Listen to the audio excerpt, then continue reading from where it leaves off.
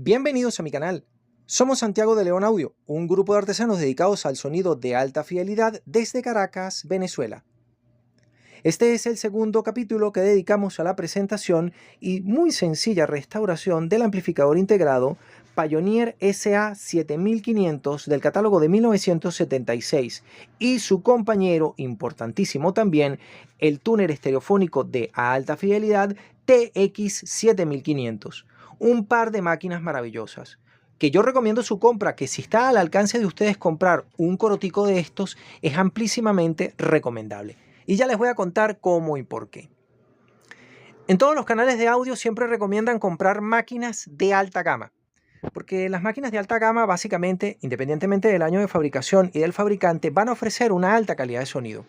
Lo que pasa es que esas máquinas, me refiero a los power grandes, los preamplificadores grandes, los amplificadores grandes, los open rail grandes, los decks de cassette de 3 cabezales, esta clase de cosas, complica mucho al coleccionista que está empezando porque le hace pensar que solamente los equipos más grandes ofrecen esa calidad de sonido que ellos están buscando. Y en el caso de Pioneer eso no es cierto.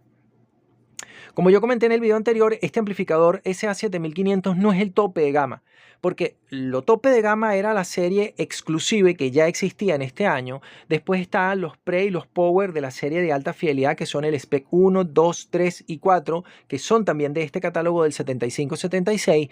Por debajo de eso están los amplificadores integrados SA9900, 9500, 8500 y después viene el 7500. Entonces, no es un equipo que destaque dentro de su catálogo porque era un equipo de gama media más bien básico, pero no. Les voy a contar qué pasa con Pioneer, que lo comentaré en un video larguísimo dedicado a esta marca y es muy interesante. A diferencia de otros fabricantes, Pioneer no solamente se preocupaba de que sonaran bien sus equipos de más alta gama, sino que también le preocupaba que los equipos más pequeños sonaran muy bien. De esta serie, el amplificador más humilde, que es el SA5300, 6300 y 7300, son equipos que yo los he oído completos y que suenan fantásticos, suenan realmente muy bien. Y este 7500 no se queda atrás. De hecho, aquí es donde viene el comentario. Yo tengo una 9500 que les he mostrado antes. Ese 9500 procesa tantas veces la señal en su sección de preamplificación que al final no suena tan nítido como uno quisiera. Y hay mucha gente que termina decidiendo utilizarlo solo como power porque la etapa de potencia es muy parecida al del Power Spec 4 y así le sacan mejor calidad de sonido y utilizan otro preamplificador. Pero en el caso de este 7500, que es de la misma serie, ocurre un evento muy interesante y particular. El preamplificador es una sola, bueno, en realidad dos, pero una sola etapa de amplificación. Y como es una sola etapa de amplificación, eso hace que su sonido sea realmente limpio y genial. En el papel es un mal amplificador. El 9500, que aquí lo tengo semiarmado porque le estoy dando servicio y le estoy haciendo alguno que otro cariño y tal cosa, tiene una distorsión armónica nominal del 0.05% a 8 ohmios y del 0.1% a 4 ohms. Mientras que su hermanito menor, el 7500, tiene una distorsión armónica nominal del 0.15% a 8 ohmios y 0.25, 0.3% a 4 ohms. En el papel parece un amplificador inferior y una distorsión del 0.3% o del 0.15%, que en cualquier caso es una cifra hoy en día relativamente alta, da la imagen de que es un amplificador que no suena bien. Pues nada más lejos de la realidad. En realidad su circuito de la etapa de potencia y del preamplificador se parecen bastante, con el agregado de que el preamplificador es más sencillo. Al final la distorsión de este amplificador, contrario a lo que dice el papel, es más pequeña que la de su hermano mayor y termina sonando muy bien. Y es un amplificador amplísimamente recomendable. ¿Cómo compensas que tiene la mitad de la potencia? Utilizando altavoces el doble de eficientes. Y esto es una cosa bien interesante y bien curiosa. Todos los que compran amplificadores se centran en la potencia del amplificador y eso no funciona así. Por ejemplo, ese 9500 de 80 vatios por canal suena tan fuerte con unos altavoces de 91 decibeles watt metro como este 7500 suena con unos altavoces de 94 decibeles watt metro. Es más interesante comprar unos altavoces de alta eficiencia que pueden salir un poquito más costosos a comprarse un amplificador del doble de potencia. Pero quiero que vean algo más. El 9500 tiene un frontal de aluminio cepillado con acabado satinado en acabado blanco. Eso es aluminio blanco, eso está anodizado en blanco. Pero sucede que el 7500 no lo anodizaron en blanco, lo dejaron plateado y se ve espectacular. Entonces, a pesar de que no es el equipo tope de gama, en realidad es más bonito porque el acabado en el aluminio, la fabricación del frontal, que por cierto es completamente distinto, porque esto es una chapa de... Esto es una plancha de aluminio y esto es un perfil de aluminio. Son dos cosas completamente diferentes. Está mejor hecho y suena mejor, a pesar de tener menor potencia. En un video anterior yo les había mostrado el interior de este amplificador, el Pioneer SA9500, que es igualito al 9900 tope de serie. Y les había comentado que era un equipo de diseño audiófilo, en el sentido de que las entradas laterales habían evitado el cableado, que tenía una fuente de alimentación estabilizada, simétrica y de bajo ruido para el preamplificador, protegida en este blindaje, que tenía una fuente de alimentación muy generosa que le permitía, por supuesto, atacar cargas de 8 ohmios, pero adicionalmente atacar con cierta contundencia cargas de 4 ohm para soportar las variaciones de la impedancia de la mayor parte de los altavoces como consecuencia del diseño de su filtro crossover. Y que, al igual que había hecho Yamaha con su amplificador tope de gama, habían colocado los capacitores Nippon Chemicon más grandes disponibles en ese momento, que son de 18.000 microfarad por 63 voltios. Son unas piezas enormes. Además de que habían agregado blindajes para separar y proteger cada una de las etapas del equipo, de tal manera de conseguir lo más parecido al comportamiento de una configuración pre y power, en el que están completamente separadas las dos secciones. Algo así como el diseño, la modificación que hizo Sansui en el diseño de sus amplificadores 5500, por ejemplo, que lo convierte en el 5900, agregando un blindaje en medio que separa la etapa de potencia del transformador y la fuente de alimentación de la sección de preamplificación, para conseguir la máxima separación entre ambas etapas, porque eso es bueno para la calidad de sonido del equipo. Pero esto se diseñó así, muy bonito, porque este equipo fue utilizado para la propaganda, fue utilizado para la publicidad. Pioneer mostraba este equipo desnudo para que la gente contemplara que su diseño era muy bueno. Eso es discutible, a usted le puede parecer que esto es muy bueno o es muy malo, pero justo es decir que Pioneer decidió que esto era bueno y que valía la pena lucirlo para mostrarle a sus potenciales clientes que el equipo se había diseñado no solamente eléctricamente muy bien, sino que la disposición, el uso de los materiales era muy bueno, que era un equipo que estaba muy bien hecho. Eso no lo hicieron con el 7500. Pero no quiere decir que el 8500 y 7500 hubiesen estado mal diseñados. Ya lo vamos a ver para que se den cuenta de que también el equipo, aunque es diferente, está muy bien implementado. Ahora tenemos la vista interna del amplificador Pioneer SA7500, el catálogo de 1976. Podemos distinguir que está construido sobre un chasis de hierro galvanizado. Acá tenemos el transformador acorazado de la fuente de alimentación, que es una pieza, me parece que de 180 voltampere. Acá tenemos la primera parte de la fuente de alimentación, que son los fusibles de protección y los dos puentes rectificadores de 4 diodos. Estos diodos grandes de 3 amperios, que sugiero sustituir por piezas de 5, y estos diodos pequeños de 1 amperio, que también sugiero sustituir por piezas nuevas si usted tiene este equipo, porque estos diodos al final, al trabajar calientes, terminan fugando corriente. Acá tenemos los dos condensadores grandes que hacen el filtrado de la corriente para alimentar a la sección de potencia.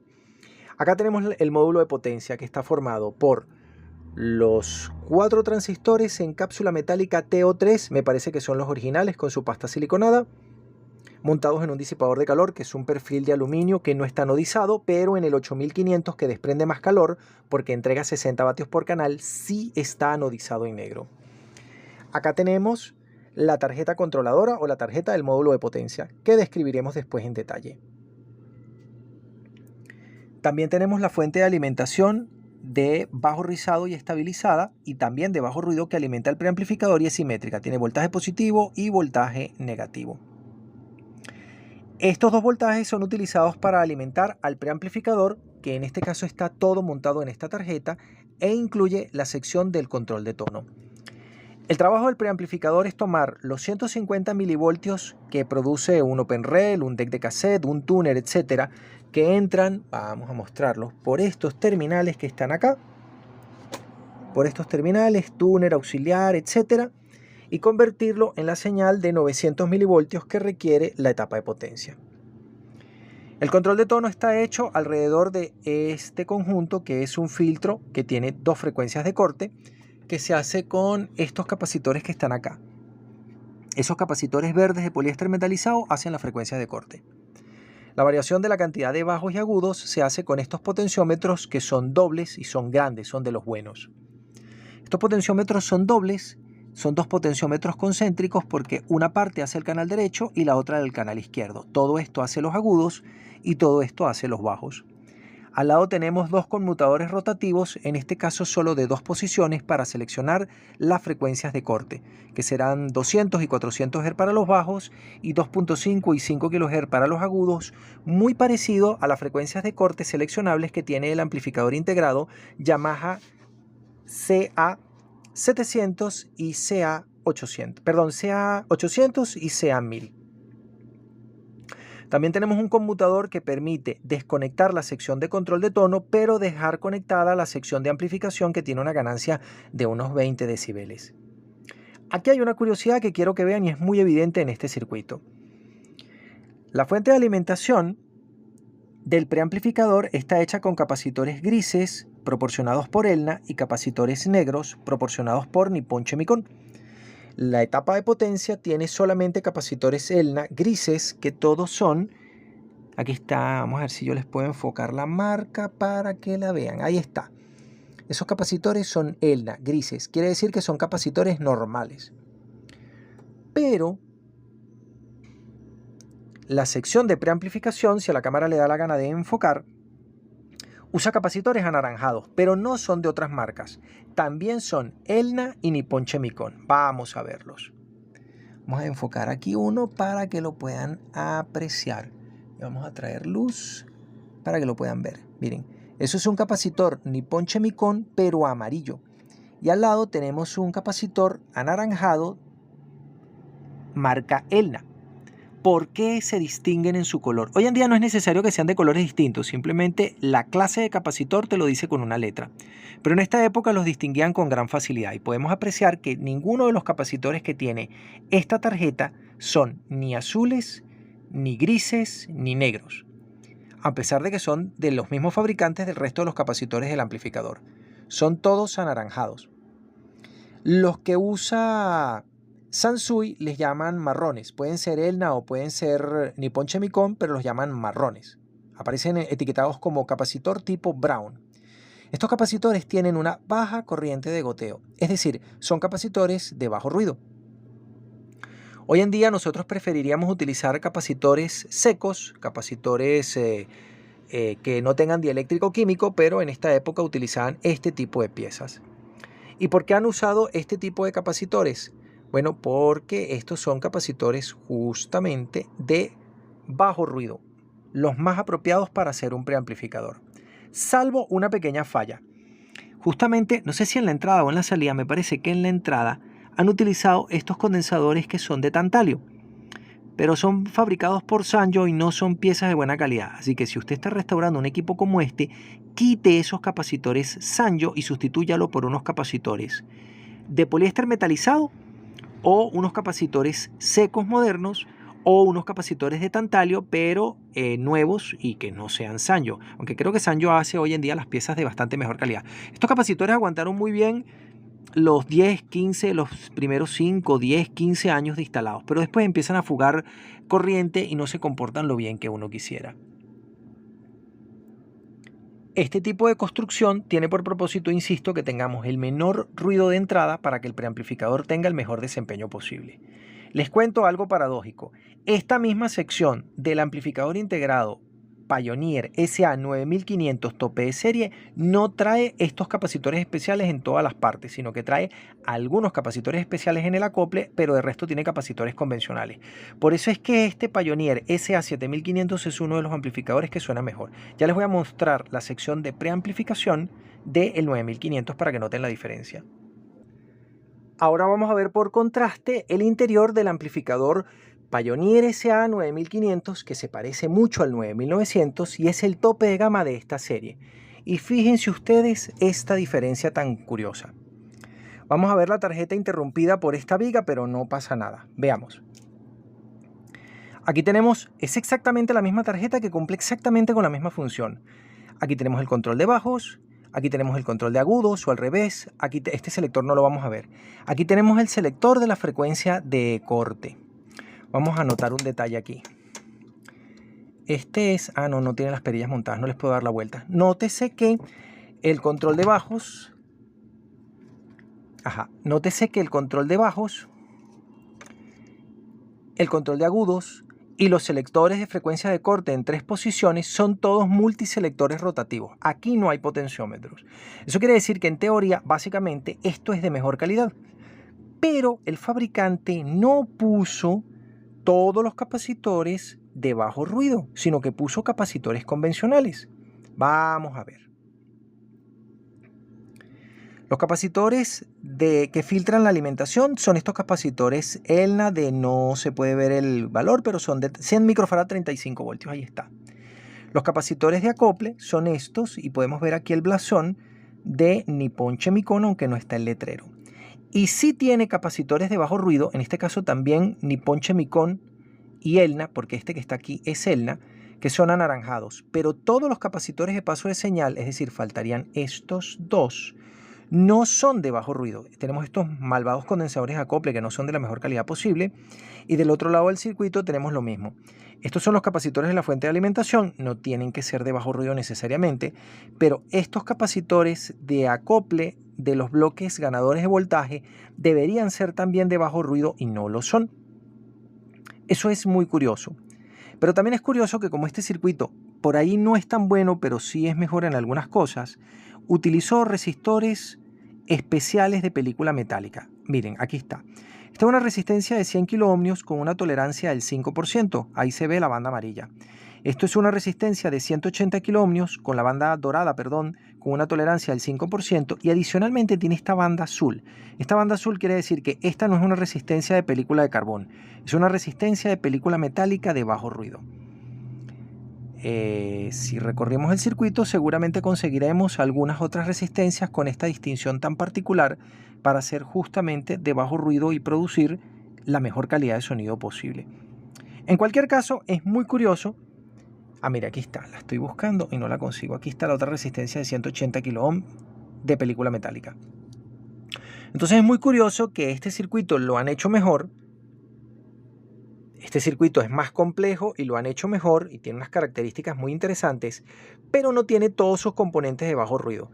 Por eso el preamplificador del 7500 suena ligeramente mejor, porque ambos circuitos en el esquemático, salvo los selectores que son, salvo los potenciómetros que aquí han sido sustituidos por selectores que de mejor calidad, no lo han hecho todo de la mejor manera posible.